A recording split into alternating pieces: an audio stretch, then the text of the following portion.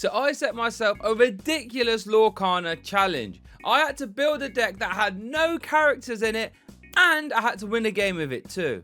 Now we all know that characters are the backbone of Lorcana decks, with the champion deck from Atlanta playing only character cards. So out the gates we have two huge problems. So with no characters in our deck, we cannot quest and we cannot challenge. This means we have no way of getting lore so we can win the game, and we have no ways to stop our opponent from getting lore since we can't challenge their characters. So I knew immediately I had to solve both of those problems first. Luckily for me though, we do have location cards which can generate you lore throughout the whole game. So I knew that whatever colors I picked, one of them at least had to have some terrific location cards. And then in order to combat the we can't challenge problem, I knew that the other color I had to pick had to be able to banish opponents' characters via actions or items, or at least deal damage. So with that criteria in mind, I knew instantly that one of our colors had to be Ruby, because Ruby has cards like Dragonfire,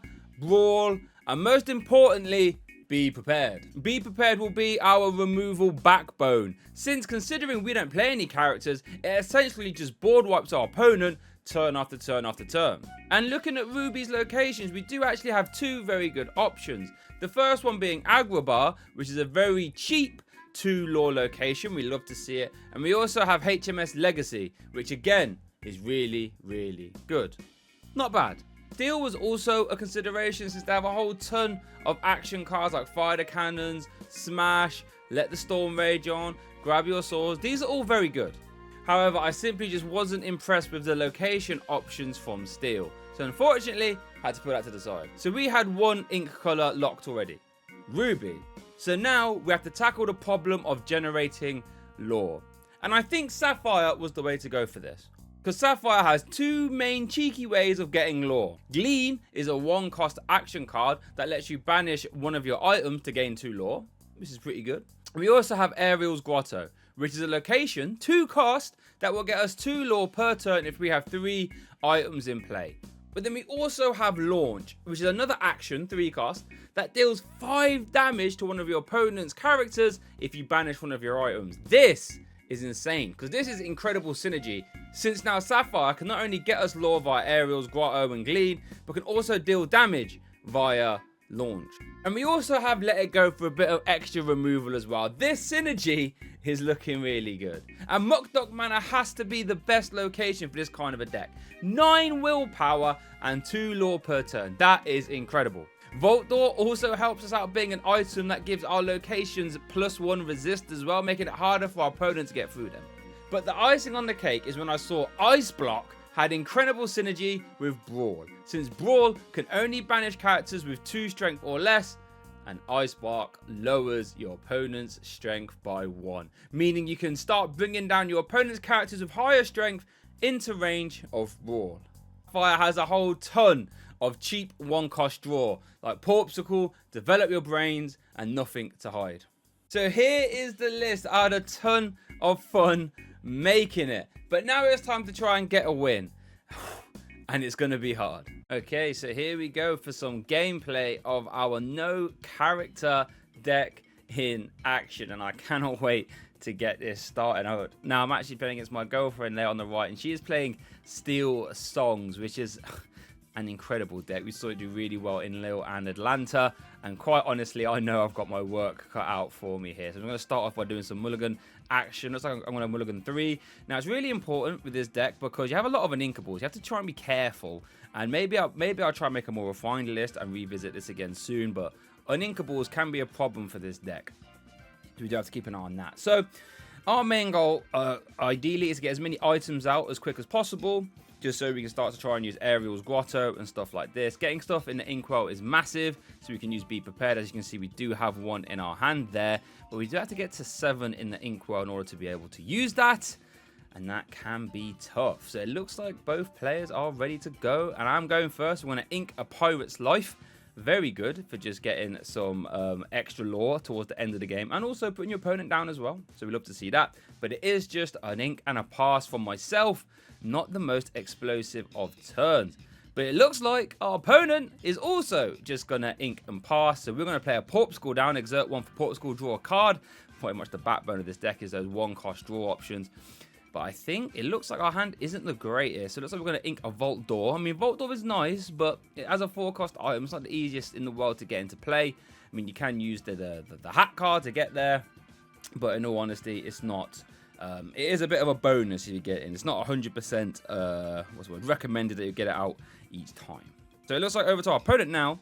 Looks like, oh, they could be struggling. They are playing that Steel Songs deck. He's going to use a lot of song cards. Oh, bare necessities. This is actually awful. So this lets you look at your opponent's hand, and then you can force them to discard a non-character card of your choice. And because we're not playing any character cards, that basically means she can discard anything for that that she likes, really. So you're gonna get a good look, get the hand knowledge as well.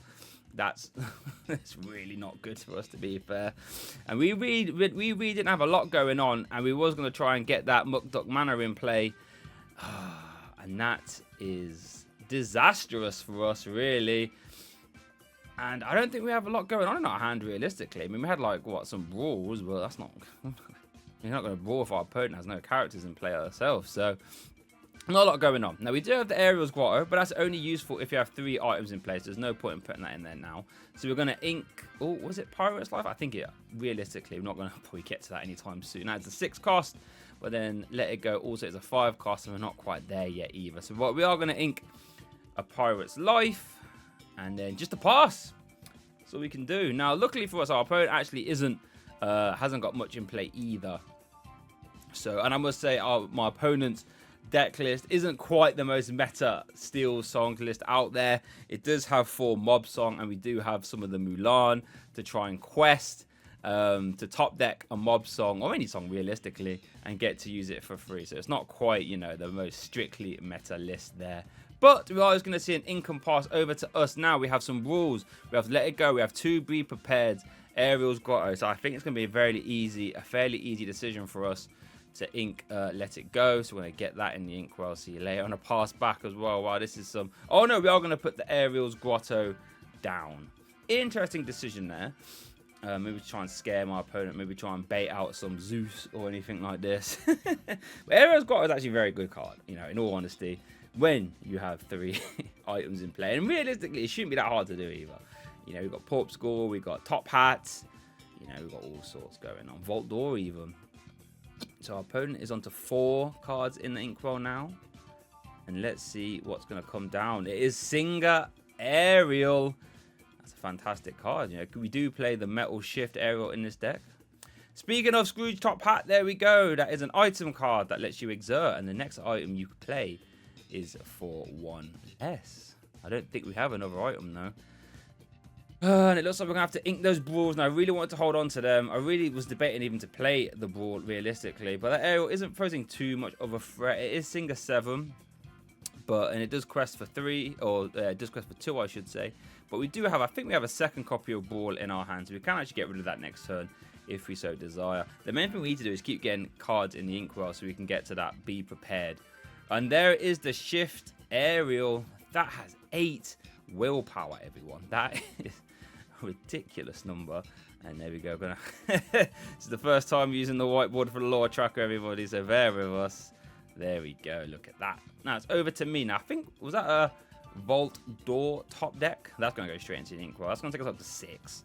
So currently, our opponent, we are down to... we are going to play a Scrooge Top Hat. Or are we debating... Okay, we put Vault Door into play. That actually makes sense, because that's going to actually turn on our Aerial's Grotto now. So we are going to start getting up some lore. And that Aerial's Grotto does now have a resist -1. So if our opponent decides to slam into it, that Aerial will only take 2 damage. So, and it does work against Zeus as well, because it is still damaged. So Zeus would only do 5. So that is pretty good. Now a Zeus plus Aerial would actually get rid of our Aerial's Grotto. But that's literally it. I think I'm just debating whether I ink that Brawl, and I think I have to. Now, it'd be nice to hold on to the Brawl so I can get rid of that Aerial, since that Aerial does only have 3 strength. But I think we are going to win this game by playing Be Prepared, especially when we have 2 in our hand. So we do have to work towards that as a win con, unfortunately for us. Now, over to our opponent.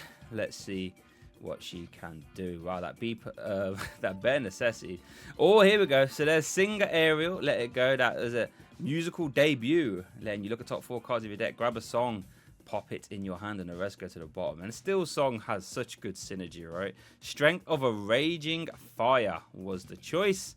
Now, I think Strength of a Raging Fire can only target characters. That's not going to be too helpful. But it looks like I was going to see a quest for 4. Well, a quest 2-4, I should say. And then we'll get 2 as well from our aerials. Well, just explaining how that card works. There are a lot of cards in Lorcana, and I'd be surprised if everybody knew what every card does. I didn't know what Aerial's Grotto did until I built this deck. So now we are on the board. 2 lore, let's go. We are going to play a Nothing to Hide. We get to look at our opponent's hand and draw a card. Oh, that's a lot of uninkables. Goodness gracious me. There is a Zeus there, though. Not the greatest. So we get to draw 1. Here we go. So that Along Came Zeus times 2. Strength of a Raging Fire. Let Storm Rage on. Okay. Play Popsicle. Draw 1. 1, 2, 3. So how much ink have we got? 6. Okay, so we're 1 off. Being able to be prepared now. That's pretty nice. Okay.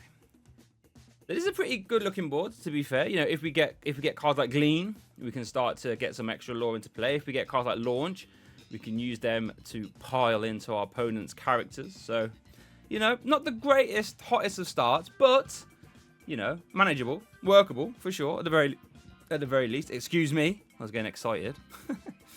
So we know our opponent sort of dead you a little bit there, though. So many uninkables, and no characters even. And the interesting thing is, let the Storm Rage on, because it only targets characters. I don't think you can even play it right now. I mean, I have to look at the text. Can you target your own characters with Let the Storm Rage on? Maybe you can, actually. I'll double check that. But this could be a scenario just so you can draw cards. But we are going to see Along Came Zeus. Oh, no. That's 4 damage onto my Grotto. Very good. Got 3 damage left. Zeus, that's a good card, you know, all things considered. Getting the job done. So let's see. It looks like we are going to see a challenge. That's going to be for 1. And then we are going to see... We're going to see another challenge? Or was that a quest? But that was a quest. Okay, that makes sense. So now my opponent can get the 2 lore now.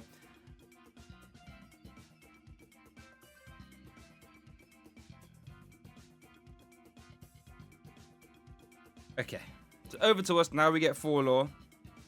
And yet you can let the Storm Rage onto your own characters. That is interesting. So it looks like we've got Let It Go. Now, Let It Go is interesting. We could ink it and get to 7. Or we can play it and hold on to our Be Prepared. Because I know we're going to have to play a lot of them, realistically. So it looks like we are going to... Ooh, Let It Go. Very good. Oh, I'm just counting. Ooh. See, if we ink it, we can get to 7, all right? We can Be Prepared. Or if we let it go, we can sort of hold on to our Be Prepared and only get rid of that Shift Aerial. That's the threat, realistically. We're not really scared of that Amber Aerial. It's actually a tough decision for sure. The problem is, if you was to let it go a Shift character, both cards go into the Inkwell. So you give your opponent +2 ink, which is kind of devastating, to be honest with you. We have our Aerial's Grotto in hand. We can't really ink that because we know our next Aerial Grotto is going down pretty soon. And so yeah, just gonna count 1, 2, 3, 4, 5. Yeah, okay. Ooh. So yeah, we are gonna let it go to get rid of that Aerial. And actually, I stand corrected. If we only have 5 on the Aerial's Grotto, that Aerial now that's in play, the Spectacular Singer, that actually can't get rid of our Aerial's Grotto. So much Aerial going on. Goodness gracious me. We've got 2 Aerials on the right side. We've got Aerial's Grotto on the left. Do you reckon those Aerials just looking at that Grotto being like, I swear that's my yard. What's going on here? And we are just going to see the pass. Okay. I think that was a good turn. I think we've got 6 ink at the minute as well. So we just need 1 ink. We can just top deck into an inkable. We can just ink it. And then we can start firing off the Be Prepared. Opponent has a lot of ink, though. This is actually a really close game, you know. We know, I think there's another Zeus in hand. But if our opponent wants to get rid of our location now, they'll have to Zeus. And I think, in hindsight, well, what I remember, I letting it go, the Aerial, was so I forced this Along Come Zeus to come out. Because I know it was in hand because we saw it from the saw it from the Nothing to Hide, I should say. Oh, goodness gracious me. That is a Shift Cinderella. Wow. So yeah, so I used a Let It Go to bait out that Along Came Zeus, and now this next Ariel's Grotto should be able to hang around a little bit. And in theory, if I was to top deck an Inkable, I could ink this turn and then fire off the Be Prepared. Now, it doesn't look like I've put a card in the Inkwell, so that will not be happening. So he's going to put down Ariel's Grotto and then pass. So we are in the Be Prepared waiting room, as it were. I think my opponent was like, wait, was that the same one? I was like, nah, look, there it is in the discard pile. You got rid of it. Don't worry. I just brought it back straight away. Okay. So let's see what's going to happen next. That Shift Cinderella's a problem. That's dealing 5 damage on the challenge. And it's got resist 2 as well. So we can't really, like, even, what is it? Launch would do 3 damage. That's weak. And then we got a Mulan coming down as well. That's a 2 Laura. It's like our opponent's just going to start questing. I don't mind that, realistically. Saying you're only getting 2 Laura turn. I'm getting 4, 5, 6 next turn. So let's update our loss. We're on 6. My opponent's on 10. Start getting away with it. I did not top deck a Inkable card. So we are going to have to launch. Now, we can't launch Cinderella. We don't KO it. There's no point. So if we're just going to try and maximize getting rid of Law, we should get rid of that Mulan, because we can get rid of that via launch. Launch actually deals a lot of damage, and it'd be really interesting. It makes me think if there's any space in the metagame for like a more launch-focused deck, because, I mean, 5 damage is actually really high. Like, maybe if he was to play it, it was like the Blue Queen. Look at my hands, see, we literally are in the Be Prepared waiting room. Oh, my goodness. But, yeah, I mean, if you play it with the Blue Queen, you know. Oh! Goodness gracious me. I think that was just for the YouTube. I remember her saying, well, how often do you get to do a 10-cost song on YouTube? I was like, not very many times. So she was like, all right, I'm just going to I'm just going to play it. So shout out to the missus for keeping it entertaining for you guys there at home as well. Mob song, everybody. Could that be the first mob song on YouTube? Maybe. Probably not, but... Okay, so we're on 8, our opponent's on 14. Starting to get out of hand. We need a Be Prepared, like, really fast. And it looks like we drew Ice Block. So that's not an Inkable. So our opponent's going to quest, what, 15, 16, 17, 18 next turn. And there's a Zeus. And luckily, we survive by 1. And looks like my opponent's going to quest up. I don't mind that, because will that take up to, what, 18? Yeah. I don't mind that. Basically, win on board next turn. Maybe there was an argument there for, like, getting rid of the Ariel's Grotto via Ariel. But we did top deck an Inkable. So there comes the Be Prepared. Bye-bye, Cinderella. Making sure they go to the right places. Oh, no, Ariel. No, that's Cinderella. No, go to the discard pile. No, just them 2. There we go. Come on, get them down there. There we go. And, yeah. And that's all we could do. And we know that we have 2 more Be Prepared in hand. Oh my god, that's another Cinderella. Oh dear. So now we go up to 12. Is the comeback on? There's the second Be Prepared. There we go. Bye-bye, Cinderella. Over to her. Ooh. Can we do it? Is the comeback on? Rapunzel. That is a 2 Laura. That would get you over the line. We go up to 14. But here we go. Slam it down.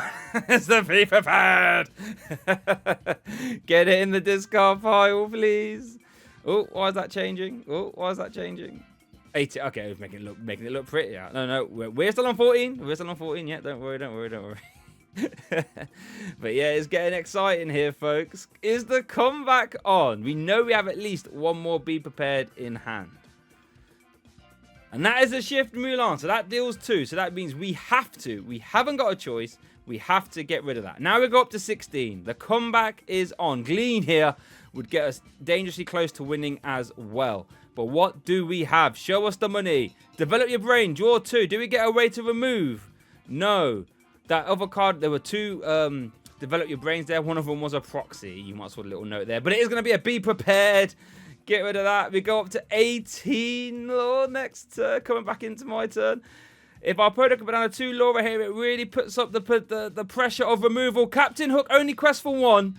So our opponent can only get to 19 next turn. Okay, we have 1 turn respite here. We go up to 18. Glean or Pirate's Life wins us the game. What do we have? We pay 6. Pirate's Life, we go up to 20 lore, and the no locations deck gets us the victory. Come on. Woo! Yeah, so, I mean, that was a bit of fun. Don't get it twisted. I actually really enjoy playing this deck. Is it super competitive? No. Can you have some fun games at League with it, local League? Yes, I did take this deck to local leagues, and full disclaimer alert, I came close to winning, but I did actually lose a lot with the deck. So it was more of a challenge deck, you know what I mean? And it is super fun and super competitive. But hey, I like to, push the boat out for Lorcana content and see, what sort of crazy stuff that hasn't been done before, what can we do? So I've got a whole lot of other challenge decks noted down here that I'm going to build and record. So if you want to see more of them, make sure to smash that subscribe button for me, okay? But thanks for watching. I'll see you next time.